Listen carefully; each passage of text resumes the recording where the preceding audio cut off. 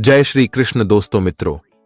आखिर औरत का वह कौन सा अंग है जिसे हर रात पुरुष को बेशर्म होकर दबाने और चूसने से अचानक से अपार धन की प्राप्ति होने लगती है। तो मित्रों, मनुष्य औरत का वह कौन सा अंग दबाकर और चूसकर अमीर बन जाते हैं। और मित्रों, जो भी मनुष्य औरत का यह अंग दबाता या चूसता है उसके घर में सदा मां लक्ष्मी का वास रहता है। यह भी समझ सकते हैं कि उसके घर में मां लक्ष्मी कैद हो जाती है। और तो और मित्रों, महालक्ष्मी की कृपा आप सभी पर सदैव बनी रहती है। तो मित्रों, आज की इस वीडियो में आप सभी को एक बहुत ही पावन कथा सुनाने वाले हैं। और ऐसी कथा के माध्यम से आप सभी लोगों को पता चल जाएगा कि औरत का वह कौन सा अंग है जिसे पुरुष को हर रात दबाने या चूसने से अपार धन की प्राप्ति होती है। तो मित्रों, हर एक पुरुष को अपनी अपनी स्त्रियों की यह अंग दबाना या चूसना चाहिए। तो मित्रों, मेरा आप सभी से यही आग्रह है कि इस वीडियो को शुरू से लेकर अंत तक जरूर देखना, क्योंकि मित्रों, आधी अधूरी जानकारी विष के समान होती है। इसलिए मित्रों, आप सभी वीडियो को बीच में न छोड़ें।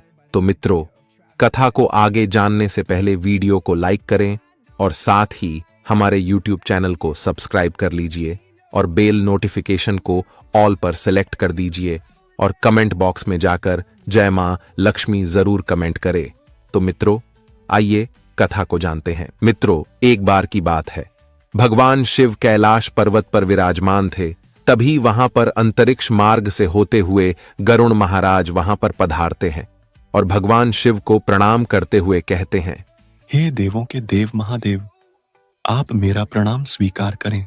तब भगवान शिव गरुड़ महाराज को आशीर्वाद देते हुए कहते हैं, हे गरुड़ महाराज, आज आप कई महीनों बाद किस प्रयोजन से यहां पर पधारे हो और तुम मुझे किसी विषय में चिंतन करते हुए प्रतीत हो रहे हो।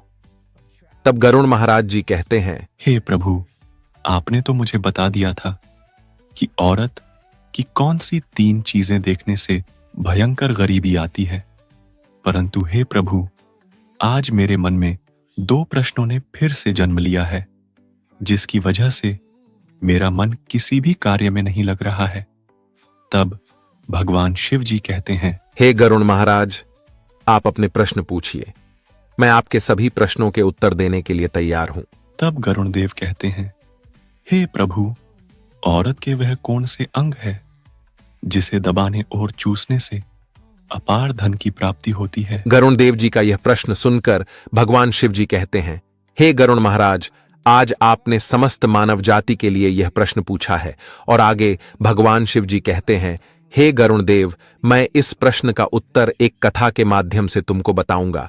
तो हे गरुड़ महाराज, आप इस कथा को पूरे ध्यान से और कथा को अंत तक सुनना। और जो भी पुरुष एक कथा को सुनने के बाद स्त्रियों के यह अंग दबाता या चूसता है, वह कभी भी गरीब नहीं रहता है और उसके घर में सदैव माता लक्ष्मी वास करती है। तब गरुड़ देव कहते हैं, हे प्रभु, आप मुझे वह कथा सुनाइए।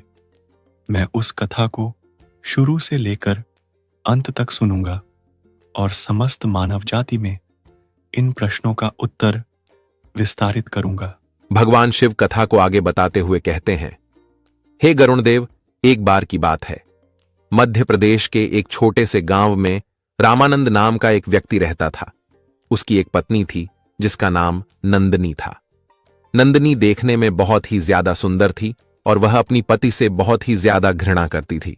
इसी कारण रामानंद अपनी पत्नी से बहुत ही ज्यादा परेशान था, क्योंकि उसकी पत्नी बात बात पर हमेशा उसे ताना मारा करती थी, तुम्हारे पास है ही क्या, घर में खाने तक को कुछ नहीं है। दोस्तों, उसके घर में बिल्कुल कंगाली छा गई थी, 1 भी रुपया नहीं था और उसके घर में खाने के लिए अन्न का एक दाना तक नहीं था। दोस्तों, एक तो घर में खाने के लिए खाना नहीं था, ऊपर से पत्नी का ताना सुन सुनकर वह बहुत परेशान हो गया था। रामानंद को बिल्कुल भी समझ नहीं आ रहा था कि मैं क्या करूं। इसी परेशानी में धीरे धीरे दिन व्यतीत हो रहे थे। फिर एक दिन की बात है, जब वह अपने घर से जंगल होते हुए एक सुनसान रास्ते पर निकल गया। वह रास्ता बहुत ही ज्यादा सुनसान था। उस रास्ते पर दूर दूर तक कोई नजर नहीं आ रहा था। उसको पेड़ पौधों के अलावा न कोई पशु न ही कोई पंछी नजर आ रही थी। वह चलते ही जा रहा था। तभी उसको जंगल के भीतर एक आश्रम दिखाई देता है।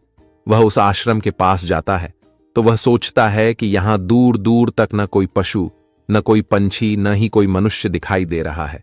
तो यह आश्रम कहां से आ गया? तभी उसकी नजर एक साधु पर तपस्या करते हुए दिखाई दिए। आगे भगवान शिव जी कहते हैं, हे गरुण महाराज। फिर रामानंद उस साधु के पास जाकर बैठ गया। जब साधु ने अपना तप खत्म किया तो रामानंद उनके सामने जोर जोर से रोने लगा। साधु ने रामानंद से कहा, हे पुत्र, तुम्हें क्या दिक्कत है? तुम क्यों रो रहे हो? आखिर तुम्हें क्या परेशानी है? तब रामानंद ने साधु महाराज से कहा, हे महाराज, मेरी एक पत्नी है जो कि मुझे रोजाना ताना मारती है। मैं गरीब हूं तो मैं क्या करूं? कितना भी कुछ कर लूं, लेकिन धन कमा ही नहीं पाता हूं। मेरा एक छोटा सा धंधा था, वह भी पत्नी के क्लेश की वजह से चौपट हो गया। वह दिन रात मुझसे झगड़ा करती है। अब तो मैं दाने दाने के लिए परेशान हो गया हूं।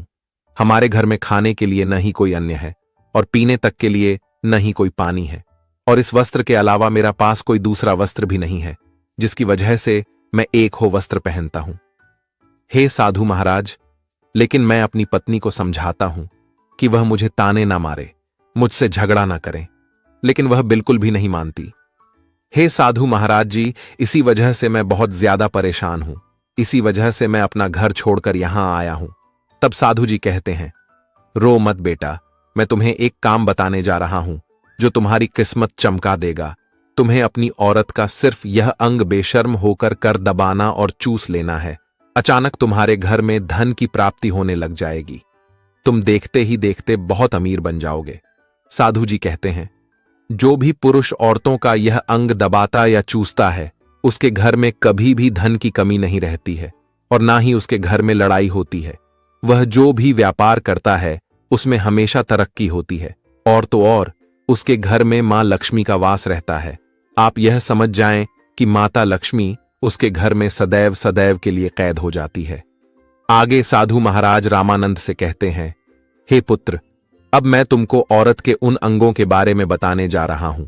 इसे ध्यान से सुनना और अपने जीवन में इस पर गौर करना। तब रामानंद साधु जी महाराज की बातें बहुत गौर से सुनता है और कहता है कि जितना जल्दी हो सके मुझे यह बता दो कि औरत का वह कौन सा अंग है जिसे दबाने या चूसने से अपार धन की प्राप्ति होती है। तभी साधु महाराज रामानंद से कहते हैं, हे पुत्र, इतनी भी क्या जल्दी है मित्रों। तभी साधु जी महाराज उस आदमी को एक कहानी सुनाते हैं और बताते हैं कि हे पुत्र, एक नगर में एक सोनार रहता था। उसके बहुत सारे ग्राहक थे जिस पर वह दिन रात मेहनत करता था। उसके घर में सोनार और उसकी पत्नी रहा करते थे। उस सोनार और उसकी पत्नी में आपस में बहुत ज्यादा प्रेम था। उसके घर में किसी भी प्रकार की लड़ाई, झगड़ा या क्लेश नहीं होता था।